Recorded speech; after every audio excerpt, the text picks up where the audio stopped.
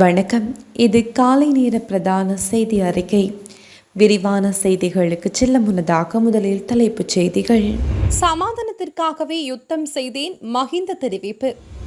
ஹரணிக்கு கொலை மிரட்டல், பொதுமக்கள் பாதுகாப்பு அமைச்சர் வெளியிட்டுள்ள தகவல். SLPP, UNP, SGP பலர் பாதாள உலகத்துடன் தொடர்பு அம்பலப்படுத்திய அமைச்சரால் சபையில் சலசலப்பு.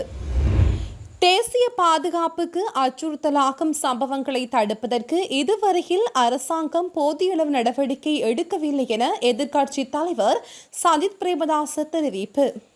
அன்பார்ந்த பார்வையாளர்களே, உங்களுடைய நிறைந்த ஆதரவை வழங்கி எமது யாழ் டிவி சேனலை சப்ஸ்கிரைப் செய்யுங்க. எனினும் இன்னும் எமது சேனலை ஆரம்பித்து 1.5 வருடங்கள் ஆகியும் எமக்கான பார்வையாளர்களின் ஆதரவு குறைவாக உள்ளது. மேலும் எமது சேனலை சப்ஸ்கிரைப் செய்யாமல் 98% பார்வையிட்டு வர்றீங்க. உங்களுடைய ஆதரவு எமக்கு மிகவும் முக்கியமானது. எங்களை ஊக்குவிக்கவும், எமது செய்திகளை தடைகளின்றி உடனுக்குடன் அறிந்து கொள்ளவும் எமது சேனலை சப்ஸ்கிரைப் செய்யுங்க. மேலும் பெல் பட்டன் அழுத்தி எம்மை உற்சாகப்படுத்துங்க.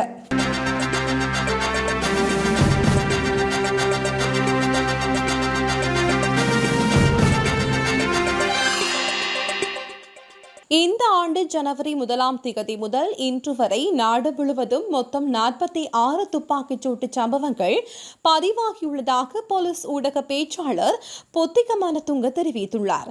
இன்று ஊடகங்களுக்கு கருத்து தெரிவித்த அவர் 31 துப்பாக்கிச்சூட்டு சம்பவங்கள் ஒழுங்கமைக்கப்பட்ட கும்பல்களினால் திட்டமிடப்பட்டவை எனவும் கூறினார். மேலும் துப்பாக்கிச்சூட்டு சம்பவங்கள் குறித்து விசாரணைகள் ஆரம்பிக்கப்பட்டுள்ளதாகவும் சம்பந்தப்பட்டவர்களை கைது செய்ய நடவடிக்கை எடுக்கப்பட்டு வருவதாகவும் அவர் தெரிவித்துள்ளார். குறித்த 31 துப்பாக்கிச்சூட்டு சம்பவங்கள் தொடர்பில் இதுவரை 100க்கு மேற்பட்ட சந்தேக நபர்கள் கைது செய்யப்பட்டுள்ளார்கள்.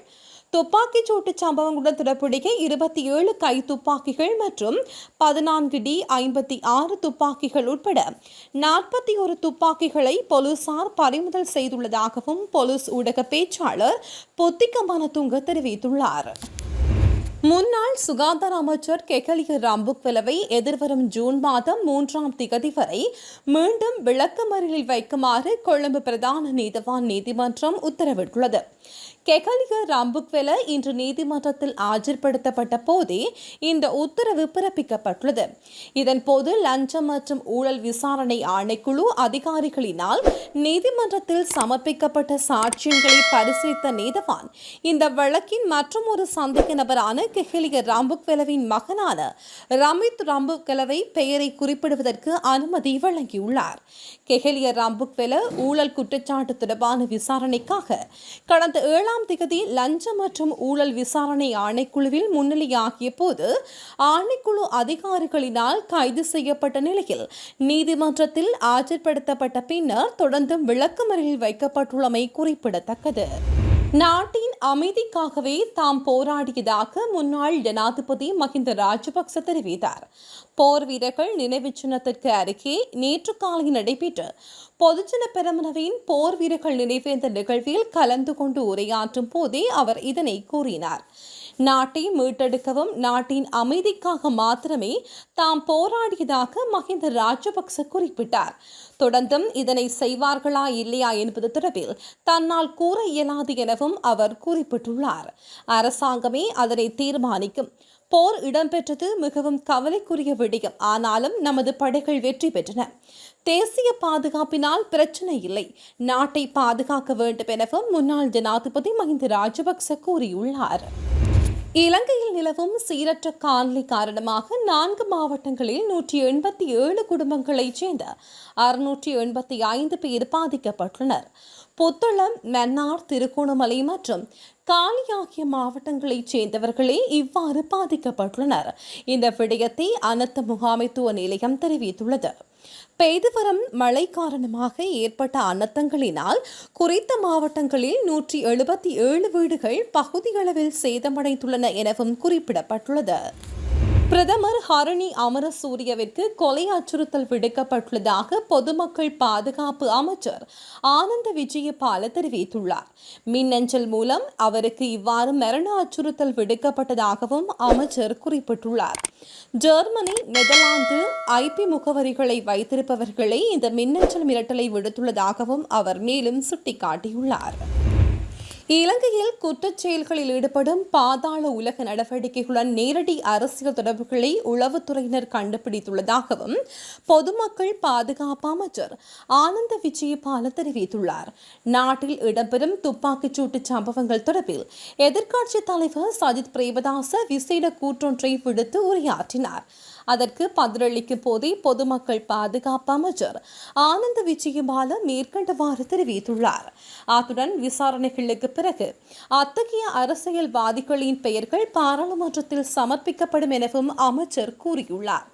புலனாய்வு அறிக்கைகளின்படி இலங்கை பொதுஜன பெரமுன, ஐக்கிய தேசிய கட்சி மற்றும் சமகி ஜன பலவேகம ஆகியவற்றின் முன்னாள் அமைச்சர்கள், பிரதி அமைச்சர்கள், பாராளுமன்ற உறுப்பினர்கள் மற்றும் முன்னாள் மற்றும் தற்போதைய மாகாண அரசியல்வாதிகள் 10 சக்தி வாய்ந்த பாதாள உலக கும்பல்களுடன் நேரடி தொடர்புகளை பேணுவதாகவும் அமைச்சர் தெரிவித்தார். இந்த விவகாரம் குறித்து விசாரணைகள் தொடங்கப்பட்டுள்ளதாகவும் சந்தேக நபர்களை கைது செய்ய போலீஸ் குழுக்கள் நிறுத்தப்பட்டதாகவும் அவர் கூறினார். பாதாள உலகத்துடனான அரசியல் தொடர்புகள் பாதாள உலக நடவடிக்கைகள் அதிகரிப்பதற்கு பங்களித்துள்ளதாக புலனாய்வு அறிக்கைகள் வெளிப்படுத்துவதாகவும் அமைச்சர் கூறியுள்ளார். பதுளை பகுதியில் இருந்து சட்டவிரோத மணலுடன் சென்ற டிப்பர் வாகனத்தை எழுதுமட்டுவாழ் பகுதியில் போலீசார் நிறுத்த முயற்சித்த போது குறித்த டிப்பர் வாகனம் நிறுத்தாது கொடிகாமம் பகுதியை நோக்கி சென்றுள்ளது. இதனை அடுத்து போலீசார் டிப்பர் வாகனத்தை துரத்தி சென்ற நிலையில் டிப்பர் வாகனம் நிறுத்தாது வேகமாக சென்றுள்ளது. இதன்போது போலீசார் டிப்பர் வாகனத்தின் டயர்களை நோக்கி துப்பாக்கிச்சூடு நடத்தியிருந்தனர். இதனை அடுத்து டிப்பர் வாகனத்தை நிறுத்திவிட்டு சாரதி உட்பட 2 சந்தேக நபர்கள் தப்பிச் சென்றுள்ளதாக கொடிகாமம் போலீசார் தெரிவித்துள்ளனர். இந்த நிலையில் சட்டவிரோத மணலுடன் சென்ற டிப்பர் வாகனத்தை கொடிகாமம் போலீசார் கைப்பற்றியதுடன் தப்பியோடிய சந்தேக நபர்களை கைது செய்வதற்கான நடவடிக்கைகளையும் விசாரணைகளையும் முன்னெடுத்துள்ளனர். பாராளுமன்ற உறுப்பினர் கஜேந்திரகுமார் பொன்னம்பலம் தலைமையில் தமிழ் தேசிய பேரவையினர் அமெரிக்கா, சுவிஸ் நாடுகளின் தூதுவர்களுடன் நேற்று கலந்துரையாடல்களில் ஈடுபட்டனர். நேற்று பிற்பகல் இந்த சந்திப்பு கொழும்பில் இடம்பெற்றது. குறித்த சந்திப்பில் பாராளுமன்ற உறுப்பினர் கஜேந்திரகுமார் பொன்னம்பலம், தமிழ் தேசிய மக்கள் முன்னணி பொதுச் செயலாளர் செல்வராசா கஜேந்திரன், தமிழ் தேசிய பசுமை இயக்கத்தின் தலைவர் பே. ஐங்கரநேசன் உள்ளிட்டோர் கலந்து கொண்டனர். பாராளுமன்றத்தில் நேற்று வாய்மொழி மூல விடைக்கான கேள்வி நேரத்தின் போது அவர் இதனை தெரிவித்தார். இதன்போது மேலும் கருத்து தெரிவித்த அவர், நாட்டில் சட்ட ஒழுங்கை நிலைநாட்டுவது அரசாங்கத்தின் அடிப்படை பொறுப்பு என்ற போதிலும் நாடு முழுவதும் இடம்பெறும் துப்பாக்கிச்சூடு கொலைகள் மற்றும் அச்சுறுத்தல்களை தடுப்பதற்கு அரசாங்கம் தவறியுள்ளது. பல தடவைகளில் நாம் உட்பட சகல பாராளுமன்ற உறுப்பினர்கள் இது குறித்து கேள்வி எழுப்பியுள்ள போதிலும் உரிய தீர்வுகள் இதுவரை கிடைக்கவில்லை. கடந்த 8 மாதங்களில் 79 துப்பாக்கிச்சூட்டு சம்பவங்களில் 52 பேர் உயிரிழந்தனர். நாட்டில் அதிகரிக்கும் வன்முறைக்கும் தேசிய பாதுகாப்புக்கும் தொடர்பு இருப்பதை அரசாங்கம் ஏற்றுக்கொள்ளவில்லையா? மக்களின் பாதுகாப்பிலேயே நாட்டின் பாதுகாப்பு தங்கியுள்ளது. போதைப்பொருள் பிரச்சினைகளை முன்னிறுத்தி சில குழுக்களுக்கு இடையிலான மோதலில் அவர்கள் குடும்பத்தினரும் சாதாரண மக்களும் பாதிக்கப்படுகின்றனர். அத்துடன் கடுமையான உயிர் அச்சுறுத்தல் காரணமாக பாராளுமன்ற உறுப்பினர் சிலருக்கு தங்களது அரசியலை முன்னெடுக்க முடியாமல் போயுள்ளதுடன் அச்சுறுத்தல்களால் அதிகாரிகளும் பதவி விலகிறார்கள் எனவும் சுட்டிக்காட்டினார். வெளிநாட்டில் இருந்து இலங்கை வந்த 3 பெண்கள் கட்டுநாயக்க விமான நிலையத்தில் வைத்து கைது செய்யப்பட்டுள்ளனர். 120 மில்லியன் ரூபாய் பெறுமதியான போதைப்பொருளுடன் 3 பெண்கள் சுங்க அதிகாரிகள் கைது செய்யப்பட்டுள்ளனர். மின்சார உபகரணங்களில் மறைத்து வைக்கப்பட்டிருந்த குஷ் போதைப்பொருளுடன் 3 பெண்களும் கட்டுநாயக்க விமான நிலையத்திற்கு வந்துள்ளனர். இந்த நிலையில் வணிகர்களுக்கான சிவப்பு பாதை வழியாக வெளியேற முயன்ற போது சுங்க அதிகாரிகளினால் அவர்கள் கைது செய்யப்பட்டனர். வெளிநாட்டிலிருந்து வந்த தாயும் மகளும் கட்டுநாயக்க விமான நிலையத்தில் வைத்து கைது செய்யப்பட்டுள்ளனர். கொலன்னாவு பகுதியைச் சேர்ந்த 46 வயது தாயும் அவரது 18 வயது மகளும் வெள்ளம்பட்டிய பகுதியைச் சேர்ந்த 56 வயது பெண் ஒருவருமே இவ்வாறு கைது செய்யப்பட்டுள்ளனர். இந்த போதைப் பொருட்கள் தாய்லாந்தில் பெற்று மின்சார சமையல் சாதனங்களில் மறைத்து வைத்து இந்தியாவில் சென்னைக்கு வந்து பின்னர் அங்கிருந்து கட்டுநாயக்க விமான நிலையத்தை வந்தடைந்ததாக சுங்க அதிகாரிகள் தெரிவித்தனர். இந்த 3 பெண்களும் இதற்கு முன்பு பல முறை இந்த முறையில் மின் சாதனங்களை கொண்டு வந்திருப்பதை சுங்க அதிகாரிகள் கண்டுபிடித்துள்ளனர்.